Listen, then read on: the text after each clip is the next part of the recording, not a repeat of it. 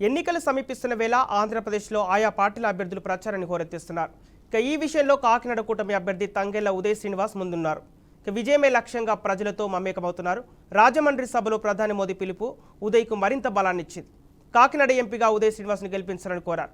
మోదీ ఉదయ్ శ్రీనివాస్ పేరు ప్రకటించడంతో జనాల నుంచి వచ్చిన స్పందనతో ఆయన విజయం ఖరారైందని వాదనలు వస్తున్నాయి.